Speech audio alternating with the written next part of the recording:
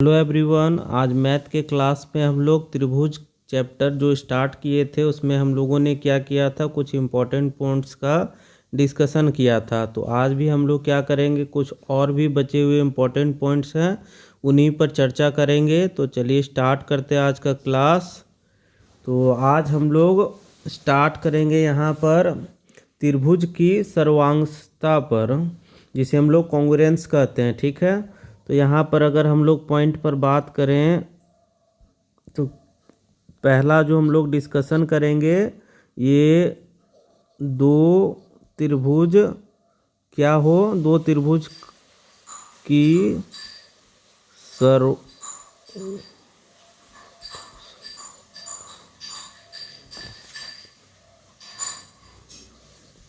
सर्वांशता पर हम लोग बात करेंगे, जिसे हम लोग GRUENC होता है, कॉन्ग्रुएंस होता है। ठीक है, तो इस पर हम लोग बात करेंगे कि दो त्रिभुज आपस में कब सर्वांगसम होते हैं। ठीक है, तो सबसे पहले आप लोगों को याद रखना है, मैथमेटिकल रूप में सर्वांगसम जब त्रिभुज होता है तो उसका साइन हम लोग इस प्रकार से बराबर जैसे देते हैं उसी तरह से देना है, और ऊपर में इस प्रकार से ये लाइन देना है। ये क्या होता है, ये सर्वांगसम का साइन होता है। जैसे कि यहाँ पर देखिए, अगर हम एक त्रिभुज लेते हैं इस प्रकार से, ये त्रिभुज का नाम दे देते हैं ABC। इसी प्रकार से एक और त्रिभुज लेते हैं हम, इसका नाम दे देते हैं PQR।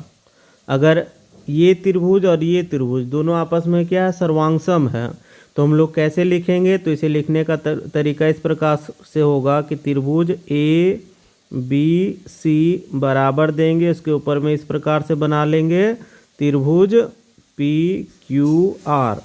तो इस प्रकार से हम लोगों को सर्वांगसम दिखाने का तरीका है। अगर दो त्रिभुज सर्वांगसम है तो लिखने कैसे कि त्रिभुज ABC सर्वांगसम त्रिभुज PQR। लिखने का तरीका आप लोगों ने समझ लिया। अब क्या समझना है आप लोगों को कि किन किन कंडीशनों में दो त्रिभुज आपस में सर्वांगसम होते हैं। तो हम लोग सर्वांगसमता का पहला रूल जानेंगे। तो पहला हम लोग जानेंगे क्या कि side angle side, SAS। S का मतलब क्या हो गया यहाँ पर साइड, A का मतलब क्या होगा एंगल, और फिर से S है, इसका भी मतलब क्या होगा साइड। तो यहाँ पर हम लोग एक एग्जाम्पल से अच्छे से समझते हैं इसका क्या मीनिंग होता है। यहाँ पर एक त्रिभुज हम लोग बना रहे हैं और इसका कुछ भी नाम दे सकते हैं, तो इसलिए हम लोग A, B और C नाम दे देते हैं। और एक और त्रिभुज बना लेते हैं इसी प्रकार से, इसे नाम दे देते हैं P, Q और R। सुविधा के लिए हम लोगों ने नाम दे दिया। अब यहाँ पर हम लोग कौन सा रूल पढ़ रहे हैं सर्वांगसमता का, तो साइड एंगल साइड का। तो इसमें क्या कहने का मतलब होता है, दो त्रिभुज में से क्या होना चाहिए, दो साइड और एक एंगल आपस में क्या होना चाहिए, बराबर होना चाहिए। तो यहाँ पर अगर हम लोग चाहें तो AB बराबर कर ले PQ का, और BC बराबर कर ले QR का, और ये एंगल B और एंगल Q बराबर हो जाए। जैसे कि यहाँ पर देखिए कि अगर एंगल B का मान 30 डिग्री है तो एंगल Q का भी मान क्या होना चाहिए, 30 डिग्री। अगर ये 5 सेंटीमीटर है तो ये भी क्या होना चाहिए, 5 सेंटीमीटर। ये अगर 10 सेंटीमीटर है तो ये भी क्या होना चाहिए, 10 सेंटीमीटर। तो यहाँ पर हम लोग क्या देखेंगे कि AB बराबर है किसका, PQ का। उसी प्रकार से एंगल B बराबर है एंगल Q का, और यहाँ पर BC बराबर है किसका, QR का। तो ये तीन रूल हमारे, तीन चीज़ आ गया हमारे पास, साइड एंगल साइड। तो इसी को हम लोग क्या लिखते हैं कि ट्रायंगल ABC सर्वांगसम है किसका, ट्रायंगल PQR का। ये इस प्रकार से हम लोग लिख सकते हैं। तो रीजन में क्या हो जाएगा, यहाँ पर रीजन में लिख सकते हैं साइड एंगल साइड। ये साइड एंगल साइड कॉन्ग्रुएंट है। ठीक है, समझ में आया। अब अगर हम लोग चाहें तो यहाँ पर त्रिभुज हम लोग लिए थे इस प्रकार से ABC, और यहाँ पर अगर एक त्रिभुज ले लिए हैं PQR। तो ऐसा नहीं कि यहाँ पर जैसे दर्शाए थे कि ये इसके बराबर हो, सामने सामने है, ये इसके सामने नीचे नीचे वाला है तो नीचे नीचे वाला ही बराबर हो। अगर यहाँ पर अगर दिया हुआ 3 सेंटीमीटर और यहाँ पर 3 सेंटीमीटर है, ये अगर 5 सेंटीमीटर है और यहाँ पर क्या है 5 सेंटीमीटर यहाँ पर है, और ये एंगल अगर 25 डिग्री का है और यहाँ पर एंगल 25 डिग्री का है, ठीक है। तो यहाँ पर भी हम लोग क्या देखेंगे कि यहाँ पर कौन सा भुजा बराबर हो रहा है, तो ये 3 सेंटीमीटर का, ये 3 सेंटीमीटर का, ये 5 सेंटीमीटर है और यहाँ पर 5 सेंटीमीटर है, और एंगल ए और एंगल आर बराबर है। तो यहाँ पर अगर हम लोगों को दर्शाना है तो कैसे लिखेंगे, तो यहाँ पर ये भुजा 3 का है, यहाँ पर इसे हम लोग ए बी लिख लेंगे, बराबर किसका है यहाँ पर क्यू आर का। इसी प्रकार से यहाँ पर देखिए BC है तो BC बराबर है किसका, तो PQ का बराबर है, और एक एंगल A बराबर है किसका, एंगल R का। तो यहाँ पर भी देखिए ये क्या हो गया, साइड, ये साइड और ये एंगल, तो ये कौन सा कॉन्ग्रुएंट हो जाएगा, तो ट्रायंगल ABC कॉन्ग्रुएंट है किसका, ट्रायंगल PQR का। और किस कारण से है, तो साइड एंगल साइड, ये कौन सा रूल हो गया, साइड एंगल साइड। समझ में आ गया होगा। कहीं भी हो ट्रायंगल में इससे मतलब नहीं है, सिर्फ क्या होना चाहिए, 2 साइड्स बराबर होना चाहिए और एक एंगल बराबर होना चाहिए। तो ये साइड एंगल साइड कॉन्ग्रुएंट हो जाएगा, सर्वांगसम हो जाएगा। अब आगे आते हैं, दूसरा रूल देखते हैं सर्वांगसमता का। तो दूसरा रूल हमारे पास है जिसमें हम लोग जानेंगे क्या, कि साइड साइड साइड, ये साइड साइड साइड कॉन्ग्रुएंट, ठीक है।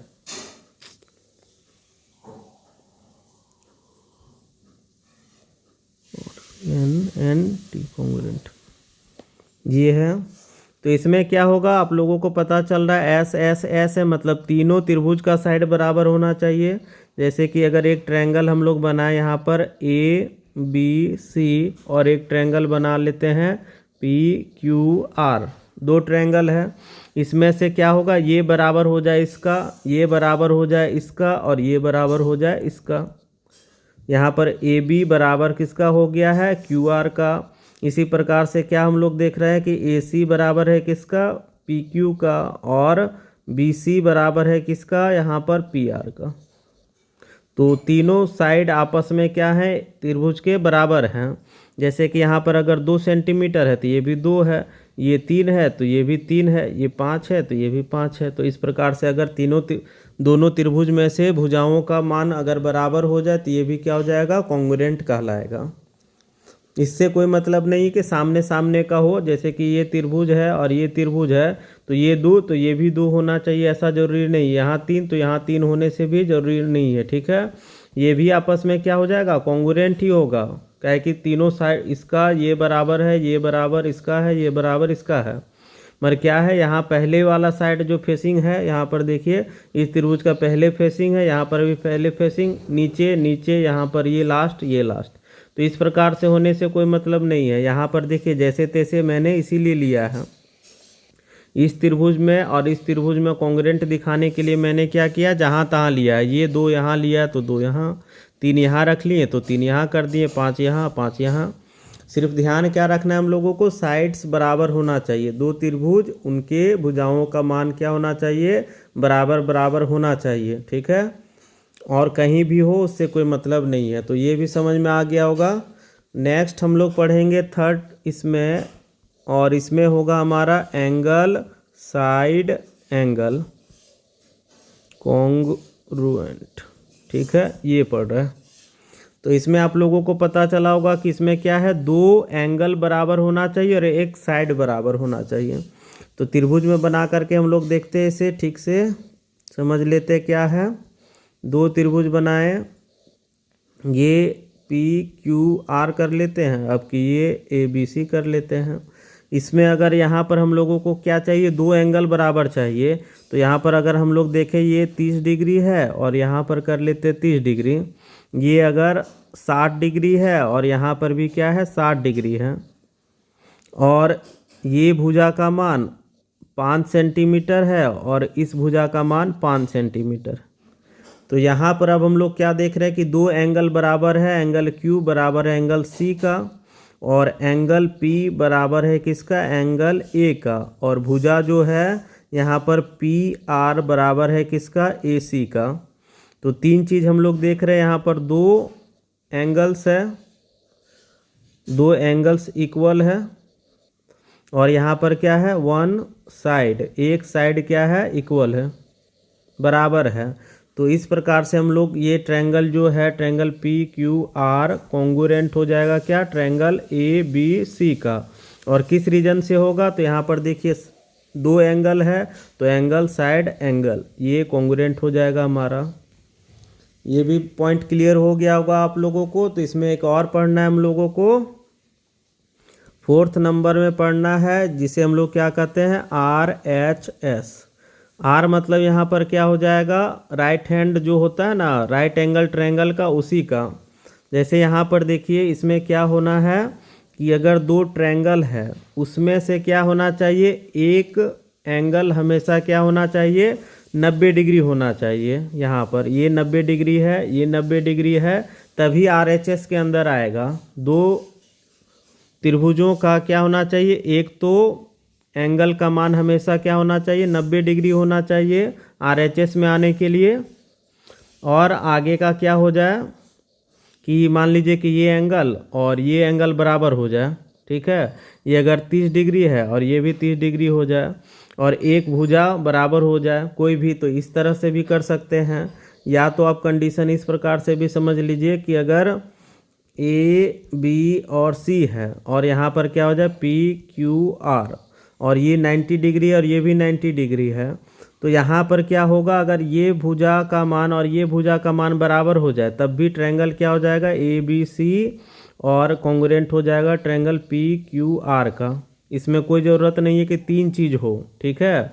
इसमें दो चीज़ भी बराबर होने से हो जाता है। जैसे कि यहाँ पर देखिए हम लोगों ने फर्स्ट वाला जो कंडीशन था, इसमें हम लोगों ने क्या किया है, 90 डिग्री 90 डिग्री 30 डिग्री 30 डिग्री, और ये भुजा और ये भुजा, मतलब तीन पार्ट को हम लोगों ने इक्वल किया, ठीक है, 3 इक्वल किए हैं। इसमें क्या है कि 2 इक्वल किए हैं, दो ही चीज़ों को बराबर किया है।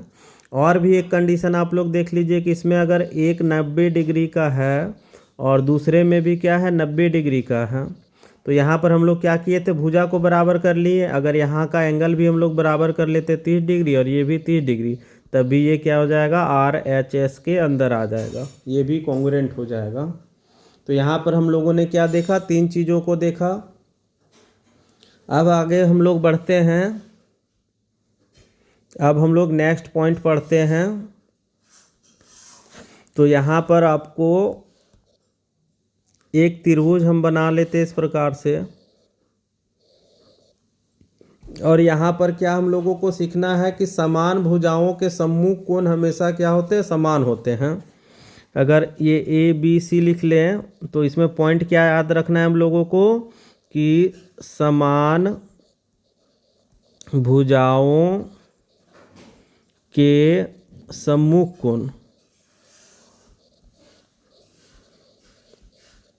कोण क्या होते हैं, समान होते हैं। तो इसे हम लोग एग्जाम्पल से भी समझेंगे, मगर पॉइंट आप लोग याद रखिएगा। क्या होता है कि समान भुजा है तो उसके सम्मुख कोण भी आपस में क्या होते हैं, बराबर होते हैं। जैसे कि यहाँ पर देखिए एक ट्रायंगल हम ले रहे हैं, तो यहाँ पर हम लोग क्या करते हैं कि इसमें से ए बी बराबर कर लेते हैं ए सी। तो ए बी कौन सा है, ये, और बराबर किससे है, ये ए सी से। तो अगर हम लोग ए बी का सम्मुख कोण अगर खोजे तो कौन सा होगा, ये सी वाला हो जाएगा। तो एंगल इसके लिए सी ले लेंगे, बराबर किसका होगा, ए सी के बारे में लिए यहाँ पर देखिए। तो ए सी का सम्मुख कोण कौन सा हो जाएगा, तो यहाँ पर ये सम्मुख कोण हो जाएगा। तो ये कौन सा कोण है, एंगल बी। तो यहाँ पर क्या हो जाएगा, एंगल बी बराबर होगा। कहने का मतलब समझ में आया कि त्रिभुज का जो बराबर ही ये है, बराबर भुजाओं का जो है समान भुजा, तो ये भुजा ए बी को हम लोग बराबर माने हैं, और किसको माने, ए सी को। तो ए बी के सामने सी है और ए सी के सामने बी है, तो ये भी आपस में क्या हो जाएगा, बराबर हो जाएगा। और भी एक एग्जांपल देख लीजिए। अगर हम लोग मानते हैं कि ये एक त्रिभुज है ए बी सी, इसमें से अब हम लोग क्या कर लेते हैं, AC को और BC को, इन दोनों को बराबर करते हैं। AC बराबर क्या किए हैं, BC। तो एंगल आपकी कौन सा होगा, तो आप लोग बताइए तो कौन सा एंगल आपस में बराबर होगा। तो AC लिए हैं तो AC भुजा के सामने कौन सा एंगल है, तो यहाँ पर एंगल B है। और BC भुजा के सामने कौन सा एंगल है, तो यहाँ पर देखिए एंगल A है। तो ये दोनों आपस में बराबर हो जाएगा। एक बार फिर से एक बार देख लेते हैं हम लोग, अगर क्लियर नहीं हुआ होगा तब की पूरी तरह से आप लोगों को क्लियर हो जाएगा। अगर ABC लिए हैं यहाँ पर, अब की कौन सा बराबर करते हैं, AB को और किसको, BC को। ठीक है, हम लोग कौन सा भुजा को बराबर किए हैं, AB बराबर किए हैं BC। तो कौन सा एंगल आपस में बराबर होगा आप लोगों को बताना है। तो सबसे पहले क्या देखना है हम लोगों को, AB को देखना है। तो AB के सामने कौन सा है, तो AB के सामने हमारे पास ये भुजा के सामने कौन सा एंगल है, तो एंगल C है। और BC को देखेंगे तो BC भुजा ये है हमारा, इसके सामने कौन सा एंगल है, A है। तो यहाँ पर हमारा क्या हो जाएगा, एंगल C बराबर होगा किसका, एंगल A के बराबर होगा। तो कहने का मतलब आप लोगों को समझ में आ गया होगा कि अगर एक त्रिभुज में दो भुजाएं समान हैं, ठीक है, किसी त्रिभुज में क्या हो रहा है, दो भुजा का मान बराबर हो रहा है, तो इसके सामने का जो कोण होता है ये भी बराबर होता है। जैसे इसका सामने ये है तो ये एंगल यहाँ पर, और इसके सामने ये है तो ये एंगल, ये आपस में भी क्या होगा, बराबर होता है। नेक्स्ट इसी का उल्टा हम लोग अगले पॉइंट में पढ़ेंगे। ये 5th नंबर पॉइंट था, तो 6 नंबर पॉइंट में हम लोग क्या पढ़ेंगे कि समान कोणों के सम्मुख भुजा क्या होते हैं, इक्वल होते हैं, या समान होते हैं, इक्वल होते हैं। तो इसमें जस्ट इसका अपोजिट समझेंगे। जैसे कि यहाँ पर देखिए, अगर एक त्रिभुज अगर हम लोग ले रहे हैं और इसका ABC कर लेते हैं, अगर ये एंगल A और एंगल B बराबर है, ठीक है, एंगल A बराबर एंगल B है, तो कौन सा साइड बराबर होगा, तो A के सामने अगर देखिएगा तो कौन सा साइड नज़र आ रहा है आप लोगों को, BC। तो यहाँ BC बराबर किसका होगा, एंगल B यहाँ पर है, तो एंगल B के सामने AC है, तो AC बराबर हो जाएगा। कहने का समझ में आ गया, मतलब कि त्रिभुज में अगर दो एंगल आपस में बराबर हैं तो इसके सम्मुख कोणों का भी मान क्या होगा, बराबर होगा। जस्ट अपोजिट था। पिछले वाले में हम लोगों ने क्या पढ़ा था कि अगर भुजाओं का मान बराबर हो तो एंगल क्या होता है, बराबर होता है। और भी इसमें एग्जांपल देख सकते हैं। अगर यहाँ पर अगर ABC करते हैं और अब की क्या करते हैं, B और C को बराबर करते हैं, एंगल B बराबर अगर एंगल C लिख देते हैं, तो कौन सा भुजा बराबर होगा, तो B के सामने AC है और C के सामने क्या है, AB है, तो AB भुजा बराबर होगा। और भी अगर करके देखना चाहते हैं तो और भी करके देख सकते हैं आप लोग। तो याद हम लोगों को क्या करना है कि अगर किसी त्रिभुज में अगर दो एंगल बराबर है तो इसके सामने वाला ये भुजा और इसके सामने वाला ये भुजा बराबर होगा। या तो इसका उल्टा कहें कि अगर ये भुजा और ये भुजा आपस में बराबर है तो इसके सामने वाला ये एंगल और इसके सामने वाला ये एंगल आपस में बराबर होगा। भुजा को बोलिए या एंगल को बोलिए, दोनों आपस में क्या होता है, बराबर होता है। पॉइंट क्लियर है। तो आगे हम लोग बढ़ेंगे और यहाँ पर हम लोग बात करेंगे थेल्स प्रमेय का।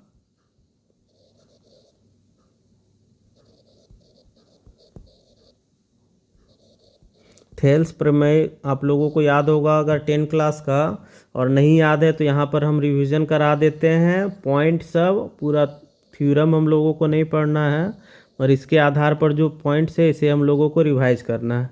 यहाँ पर ABC कर लेते हैं और यहाँ पर एक बीच में खींच लेते हैं क्या, DE। ठीक है, एक त्रिभुज है, उसको हम लोगों ने क्या किया, दो हिस्सों में बांट लिया। अब हम लोगों को क्या करना है, सबसे पहला पॉइंट आप लोगों को याद रखना है क्या, कि ये भुजा और इस भुजा का अनुपात लेंगे। सबसे पहले AD बटा क्या ले रहे हैं, DB। यहाँ से यहाँ का ले रहे हैं, ये बराबर क्या होता है, ये और ये का, AE बट्टा क्या हो जाएगा, EC हो जाएगा। ये पहला पॉइंट आप लोगों को याद रखना है। सेकंड में क्या याद रखना है आप लोगों को, कि अगर इतना का अनुपात लेते हैं और ये अनुपात लेते हैं, यहाँ पर देखने से समझ में आएगा कि ए डी बट्टा अगर हम लोग ए बी कर दें और यहाँ पर क्या कर लेंगे ए ई बट्टा ए सी कर सकते हैं। मतलब इसका आधा और ये पूरा, और इसका भी आधा और ये क्या कर सकते हैं पूरा, ये भी ले सकते हैं। जैसे इसका अपोजिट भी लिख सकते हैं हम लोग कि ए बी बट्टा ए डी और ए सी बट्टा ए ई, ऐसे भी कर सकते हैं। और इसमें भी हम लोग इस तरह से लिख सकते हैं, ए डी बट्टा डी बी लिखें तो डी बी बट्टा ए डी लिख सकते हैं। और यहाँ पर भी उल्टा हो जाएगा, ई सी बट्टा क्या हो जाएगा ए ई, ऐसे भी लिख सकते हैं, कोई दिक्कत नहीं है। और इसमें एक चीज़ याद रखना है, 3 पॉइंट है इसमें। जैसे कि हम लोगों ने यहाँ पर क्या किया है, ये डी ई, पहले वाले में क्या लिया है ए डी बट्टा पूरा लिया हुआ है ए बी, तो अब की क्या करेंगे हम लोग पूरा लेंगे ए बी बट्टा क्या कर लेंगे डी बी। और इधर क्या कर सकते हैं ए सी बट्टा ई सी कर सकते हैं, या इसको कैसे लिख सकते हैं डी बी बट्टा ए बी और यहाँ पर ई सी बट्टा ए सी। तो इस पॉइंट में क्या है ध्यान रखिएगा, पहला पॉइंट जो है हमारा यहाँ पर हम लोग इसे मिटा लेते हैं। यहाँ पर पहला जो पॉइंट है ये वाला पॉइंट, इसमें हम लोगों ने क्या किया है, ये त्रिभुज है और बराबर हिस्सा में बांटते हैं, तो इतना बट्टा इतना और इतना बट्टा इतना आपस में क्या होता है बराबर होता है। ये पॉइंट जो है हमारे पास उसमें यही बताया गया है। नेक्स्ट पॉइंट यहाँ पर है, इसमें देखिए क्या बताया गया है कि इस प्रकार से अगर त्रिभुज लेते और इसे 2 हिस्सा में बांटते हैं, तो ये इसका आधा लिए और ये इसका पूरा, और इधर का आधा और इधर का पूरा आपस में क्या होता है बराबर होता है। और थर्ड पॉइंट जो है हमारे पास, इसमें क्या बोला गया है कि अगर कोई त्रिभुज है इसे 2 हिस्सा में बांटते हैं, तो इसका आधा इसका पूरा, इसका आधा और ये पूरा, नीचे वाला हिस्सा का आधा और ये पूरा ले लिए एंगल, और इसी प्रकार से इधर का आधा और ये पूरा, जैसे कि यहाँ पर था ऊपर वाला का आधा और ये पूरा, ऊपर वाला का आधा और ये पूरा आपस में क्या होता है बराबर होता है। ये अनुपात ये सब क्या होता है बराबर होता है। क्वेश्चन बनाने के दौरान ये सब चीज़ों को हम लोगों को ख्याल रखना है। तो आगे बढ़ा जाए, इसी में एक चीज़ और पॉइंट है जो अगला पॉइंट में हम बता रहे हैं यहाँ पर कि अगर एक त्रिभुज है, ये ए बी सी एक त्रिभुज अगर हम लोग लेते हैं और ए बी भुजा का जो मध्य बिंदु है, मतलब मान लीजिए कि ये पूरा टोटल जो है ये टोटल कितना है 10 सेंटीमीटर का है, तो 10 सेंटीमीटर का इसका आधा अगर करेंगे तो ये कितना होगा 5 सेंटीमीटर का, मतलब यहाँ से यहाँ 5 हो जाएगा और यहाँ से यहाँ 5 हो जाएगा, तो मध्य बिंदु यहाँ पर आएगा। तो इस त्रिभुज का अगर हम लोग मध्य बिंदु लें, भुजा का मध्य बिंदु, और ए सी का भी अगर मध्य बिंदु लेंगे और इन दोनों को अगर मिलाएंगे, तो अब क्या हो गया कि ए बी सी है ये 2 भागों में बट गया है। यहाँ पर ये छोटा वाला हिस्सा और इधर का ये बड़ा वाला हिस्सा इस प्रकार से बट गया है। ठीक है, 2 हिस्सा में बट गया। और बाटे कैसे हैं हम लोग, ए बी का आधा लिए हैं, ए बी को आधा किए हैं और ए सी को भी आधा किए हैं। तो जब भुजाओं को आधा कर लेते हैं तो क्या याद रखना है कि यहाँ पर ये जो भुजा बना डी ई, इसका जो साइज होगा इसका क्या होता है 2 गुना होता है। अगर ये कितना है 2 सेंटीमीटर का, तो ये 4 सेंटीमीटर का होगा। अगर इसी तरह से एक और एग्जांपल ले रहे हैं, आप लोगों को बताना है पी क्यू आर लेते हैं, तो पी क्यू को आधा में काटते हैं और पी आर को भी आधा में काटे और दोनों को मिला दिए हैं। अगर ये कर लेते हैं 16 सेंटीमीटर का, तो ये बताइए कितना का होगा, ये भुजा का लंबाई कितना हो जाएगा, तो सिंपल है इसका आधा हो जाएगा, तो ये 8 हो जाएगा। तो आप लोगों को क्या याद रखना है, ये पी क्यू आर एस कर आर हो गया, ये एक्स वाई कर लेते हैं। तो इसमें क्या याद रखना है आप लोगों को कि ये डी ई का जो मान होगा ये हमेशा क्या होगा आधा होगा, किसका बी सी का आधा होगा। और इसे एक तरीका और कह सकते हैं, बी सी का मान जो होगा क्या होगा 2 गुना होगा किसका डी ई का।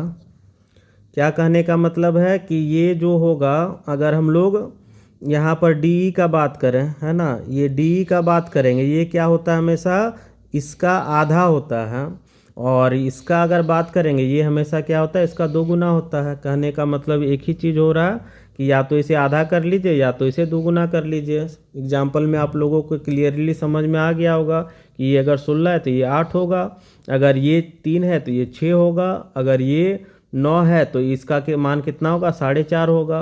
इस प्रकार से आप लोगों को ध्यान रखना है। अब आगे बढ़ते हैं हम लोग नेक्स्ट पॉइंट की तरफ। नेक्स्ट पॉइंट में आप लोगों को याद रखना है कि अगर एक त्रिभुज लेते हैं हम लोग इस प्रकार से ABC, और किसी भी त्रिभुज के कोई भी एक एंगल को हम लोग समद्विभाजित कर लेते हैं। समद्विभाजित मतलब क्या होता है, एंगल को दो बराबर हिस्सों में बांट देना। जैसे कि यहाँ पर मान लीजिए कि ये एंगल है और इस एंगल का मान कितना है, 60 डिग्री है, तो इसे दो भागों में बांटेंगे तो ये कितना का होगा, 30 डिग्री का, और दूसरा भी क्या हो जाएगा, 30 डिग्री का होगा। तो हम लोग क्या कर रहे हैं, एंगल ए को बराबर हिस्सा में समद्विभाजित कर दे रहे हैं, दो बराबर हिस्सों में, तो ये 30 डिग्री और ये भी क्या होगा, 30 डिग्री होगा। तो यहाँ पर क्या याद रखना है कि जब किसी त्रिभुज के एक शीर्ष का कोण समद्विभाजित होता है, मतलब दो बराबर हिस्सों में बंटता है, तो इसके सम्मुख कोण या सम्मुख भुजा आपस में क्या होता है, बराबर होता है। तो इसके सम्मुख कौन सा भुजा है, यहाँ पर है ये, और इसके सम्मुख भुजा कौन सा है, ये आपस में क्या होगा, बराबर होगा। यहाँ पर अगर ये 2 सेंटीमीटर का है, यहाँ से यहाँ का मान अगर ये 2 सेंटीमीटर है तो ये भी क्या होगा, 2 सेंटीमीटर ही होगा। यहाँ से यहाँ का मान अगर 2 है तो यहाँ से यहाँ का भी मान 2 ही होगा। समझ में आ गया होगा आप लोगों को कि ये अगर एक त्रिभुज लेते हैं इस प्रकार से, और इस त्रिभुज का कोण को हम लोग दो बराबर हिस्सों में बांटते हैं, तो क्या होगा, ये और ये आपस में बराबर होगा। ठीक है, इस भुजा को हम लोग क्या किए, दो बराबर हिस्से में बांटे, तो ये अगर ये दूरी है और ये दूरी आपस में हमेशा क्या होगा, बराबर होगा। और जब हम लोग क्वेश्चन बनाएंगे उस समय अगर लिखना है तो यहाँ पर देखिए इस प्रकार से हम लोग लिख लेंगे कि ABC है, ए एंगल को हम लोग दो हिस्सा में बांटे और यहाँ कटने के बाद यहाँ D आया, तो यहाँ पर हम लोग क्या करते हैं कि BD बटा क्या कर लेंगे, DC, और बराबर क्या कर सकते हैं, AB बटा AC। तो यहाँ पर देखिए क्या लिया गया है, BD कहाँ का है, तो ये वाला हिस्सा जो है यहाँ पर दिखाते हैं आप लोगों को, ये BD किसका बटा लिए हैं, DC। ठीक है, BD बटा DC किसका लिए हैं, AB बटा AC का लिए। तो इस प्रकार से भी हम लोग त्रिभुज को ले सकते हैं। ये हो गया सारा पॉइंट यहाँ पर क्लियर। अब आते हैं समरूपता पर। तो समरूपता का बात करते हैं अब हम लोग 10 नंबर पॉइंट कर लेते हैं यहाँ पर। त्रिभुज का जो जब क्या होगा, दो त्रिभुज समरूप हो तब क्या क्या पॉइंट निकल करके आता है। तो यहाँ पर देखिए समरूप का सबसे पहला कंडीशन हम लोग अगर लेंगे तो पहला कंडीशन यहाँ पर देखते हैं, एंगल एंगल एंगल। तो ये पहला रूल होता है इसका समरूप का। यहाँ पर अगर एक त्रिभुज लेते हैं और ये दूसरा त्रिभुज ABC और यहाँ पर PQR कर लेते हैं, ठीक है, तो यहाँ पर क्या होगा, त्रिभुज का मान बराबर होगा। ठीक है, दो त्रिभुज का अगर मान बराबर होगा तो ये क्या हो जाएगा, समरूप हो जाएगा। मतलब ये क्या बोलते हैं, अनुपात बराबर होना चाहिए। ठीक है, यहाँ पर क्या होना चाहिए, त्रिभुज के तीन कोणों का मान जो है उनका अनुपात हमेशा बराबर होना चाहिए। जैसे कि एंगल A और P हो जाए, एंगल B और C हो जाए, ये एंगल B और Q हो जाए, और एंगल C और किसका होना चाहिए, R होना चाहिए। जैसे कि एंगल किसका होना चाहिए, एंगल A बराबर क्या होना चाहिए, एंगल P होना चाहिए। कोई भी त्रिभुज का PQR में से कोई भी एक ले लेते हैं, और एंगल B इधर का हो जाए Q के बराबर, और एंगल C बराबर हो जाए किसका, एंगल R के बराबर हो जाए। तो ये क्या हो जाएगा, ये एक समरूप त्रिभुज हो जाएगा। ठीक है, दूसरा क्या होता है यहाँ पर हमारे पास, कि दूसरा पॉइंट हम लोग जानेंगे यहाँ पर कि इसमें साइड साइड साइड होता है, इसमें होता है। जैसे कि अगर त्रिभुज है, दो त्रिभुज यहाँ पर लेते हैं A, B और C, यहाँ पर P, Q और R है, तो यहाँ पर क्या हो जाएगा कि ये भुजा का मान AB बट्टा क्या कर सकते हैं हम लोग, ये PQ कर सकते हैं। ये बराबर होना चाहिए किसका, BC बट्टा QR का, और बराबर किसका होना चाहिए, AC बटा PR का। मतलब तीनों भुजाओं का जो अनुपात होना चाहिए आपस में बराबर होना चाहिए। ये भुजा लिए हैं तो इसका अनुपात बट्टा में रखेंगे, इन भुजाओं को लिए हैं नीचे वाला को तो यहाँ वाला का, फिर इस प्रकार से लिए तो यहाँ का मान हमेशा क्या होना चाहिए, अनुपात बराबर होना चाहिए। कहने का मतलब एक एग्जाम्पल आप लोग देख लीजिए, यहाँ पर समझ में आ जाएगा। ये दो त्रिभुज है, इसका लिए 2, ये लिए हैं 4 और ये लिए हैं 8। यहाँ पर अब हम लोग ले लेते हैं, इसका ले लेते हैं 4, यहाँ पर ले लेते हैं 8 और यहाँ ले लेते हैं 16। तो हम लोग क्या देख रहे हैं कि ये 2 है और इसका 2 गुना ले लेते हैं 4, तो 2/4। ये 4 है तो इसका 2 गुना है यहाँ पर 8, तो यहाँ पर क्या कर लेते हैं 4/8, और ये 8 है और 16, तो यहाँ बराबर 8/16 कर लेते हैं। अब काटेंगे, यहाँ पर देखिए कोई भी भुजा इस त्रिभुज के बराबर नहीं है, फिर भी ये दोनों त्रिभुज क्या है, समरूप है। क्यों होगा, क्योंकि यहाँ देखिए अगर 2 से काटेंगे 4 को तो 2 बार में, तो 1/2 हो गया। 4 को 8 से काटेंगे तो 2 बार में, यहाँ भी 1/2। 8 को 16 से काटेंगे तो 2 बार में 1/2। तो यहाँ पर देखिए सभी के भुजाओं का अनुपात क्या हो रहा है, समान हो रहा है। तो यहाँ पर अगर कहें तो त्रिभुज ABC समरूप होगा किसका, त्रिभुज PQR का। और एक चीज़ ध्यान रखना, यहाँ पर बताना भूल गए थे हम कि समरूप का साइन जो होता है सिर्फ इस प्रकार से होता है। जैसे कॉन्ग्रुएंट का समरूपता का कैसा था, बराबर के ऊपर में ऐसा, तो समरूप का सिर्फ क्या होता है, सिर्फ ऐसे होता है। ये चीज़ को ध्यान रखना है। और इसमें पॉइंट अगर हम लोग करेंगे तो इसमें एक और हम लोगों को करना है साइड एंगल साइड। तो दो त्रिभुज में अगर देखेंगे इस प्रकार से AB और C कर लेते हैं और यहाँ पर क्या कर लेते हैं PQR।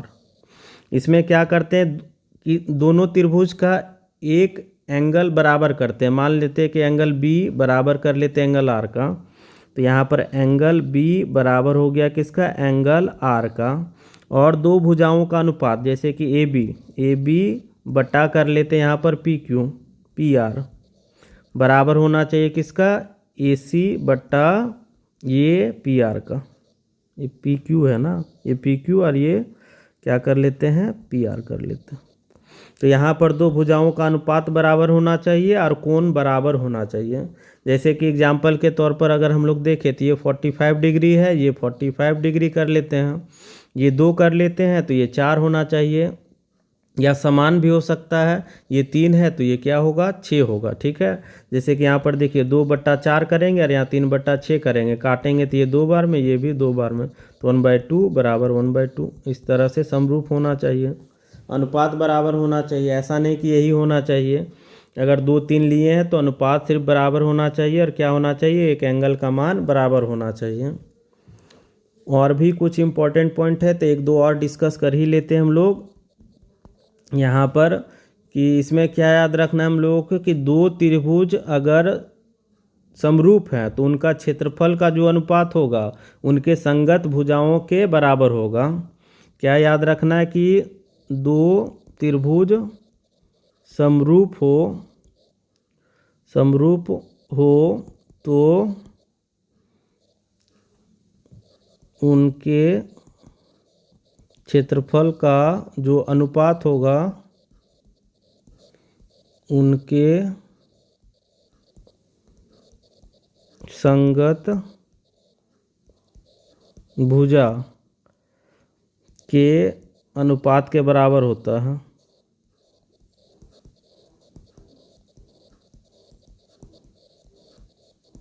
ये चीज़ को याद रखना है। हम एग्जाम्पल दे के समझा देते हैं, बोलने का मतलब आप लोग समझ लीजिए यहाँ पर कि अगर क्वेश्चन में दिया हुआ है कि ट्रायंगल ABC क्या है, समरूप है ट्रायंगल PQR का, तो अगर हम लोग फिगर से देखें इस प्रकार से, तो यहाँ पर एंगल ABC कर लेते ट्रायंगल और यहाँ पर एक ट्रायंगल कर लेते ये PQR, इस प्रकार से कर लिए।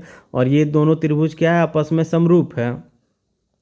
तो क्या होगा कि इसका क्षेत्रफल, इस त्रिभुज का जो क्षेत्रफल होगा, मान लीजिए कि इसका क्षेत्रफल है कितना, 16 सेंटीमीटर स्क्वायर, और इसका क्या है, मान लेते 25 सेंटीमीटर स्क्वायर है। तो यहाँ पर क्या हो जाएगा कि area of angle triangle ABC बट्टा क्या करना होगा, area of triangle P Q are, मतलब क्या, त्रिभुज ए बी सी का क्षेत्रफल। इसी को हम लोग शॉर्टकट में क्या लिखे हैं, ऐसे लिखे हैं, बट्टा क्या होगा, त्रिभुज पी क्यू आर का क्षेत्रफल। ठीक है, इसे हम लोग शॉर्टकट से ऐसे भी दिखाते हैं, क्षेत्रफल के लिए ए आर कर देते हैं।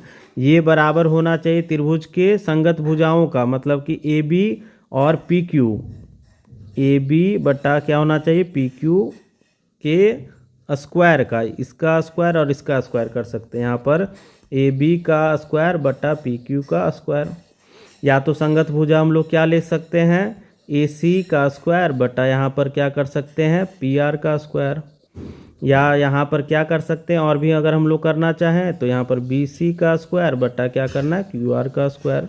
तो याद क्या रखना है कि अगर समरूप त्रिभुज हो, ठीक है, दो त्रिभुज अगर समरूप हो तो इसका क्षेत्रफल और इसका क्षेत्रफल दोनों का अनुपात, ठीक है, इसका क्षेत्रफल मतलब एरिया पहला त्रिभुज का दूसरे त्रिभुज के एरिया का अनुपात बराबर क्या होना चाहिए, इस त्रिभुज के एक भुजा का मान, संगत भुजा का मान इस त्रिभुज के संगत भुजा के मान के बराबर होना चाहिए। मान लीजिए ये भुजा x है और ये भुजा y है, तो x बटा y ये आपस में क्या होना चाहिए, बराबर होना चाहिए। ये काम कहाँ आएगा, जब हम लोग आगे क्वेश्चन पढ़ेंगे तो आप लोगों को ये सभी चीज़ें आप लोगों को फिर से देखने को मिल जाएगा। ठीक है, नेक्स्ट एक और लास्ट पॉइंट हम लोग डिस्कस कर लेते हैं आज के क्लास में, उसके बाद अगले क्लास से हम लोग क्वेश्चन बनाना स्टार्ट करेंगे। तो इसमें क्या याद रखना है आप लोगों को कि दो समरूप त्रिभुज के अगर परिमाप का जो अनुपात होगा उसके संगत भुजाओं के अनुपात के बराबर होगा।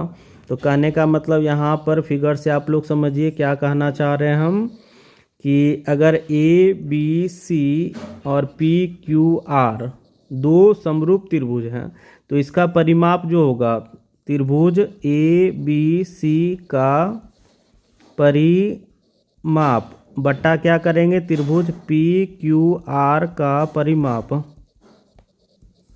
ये हो गया बराबर क्या करना होगा, त्रिभुज के ए बी सी वाले त्रिभुज का एक भुजा लेना होगा। तो मान लेते ए बी ले लेते हैं, ए बी बट्टा क्या होगा यहाँ पर पी क्यू ले लेते हैं। इस त्रिभुज का संगत भुजा का मान आपस में क्या होना चाहिए, ये बराबर हो जाता। तो क्या याद रखना है आप लोगों को, अगर क्षेत्रफल का बात किया जाए तो ये क्या हो जाएगा, स्क्वायर में होगा, और परिमाप का बात करेंगे तो ये क्या होगा, सिंपल सा होगा, पावर 1। यहाँ पर ए बी का स्क्वायर करना होगा बटा यहाँ पर पी क्यू का स्क्वायर करना होगा। इसमें क्या करेंगे, सिर्फ ए बी बटा पी क्यू कर लेंगे। परिमाप में क्या करना, स्क्वायर नहीं करना, क्षेत्रफल में क्या करना, स्क्वायर करना है। या इस प्रकार का क्वेश्चन काम में कब आता है, जैसे क्वेश्चन अगर दिया है कि त्रिभुज ए बी सी का क्षेत्रफल 25 सेंटीमीटर स्क्वायर है और त्रिभुज पी क्यू आर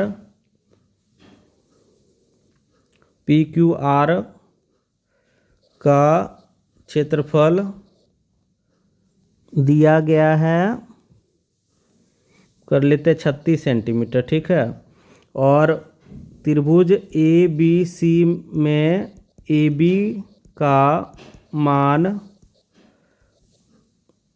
यहाँ पर कर लेते हैं क्वेश्चन में कि 2 सेंटीमीटर है, तो त्रिभुज पी क्यू आर में पी क्यू का मान ज्ञात करें।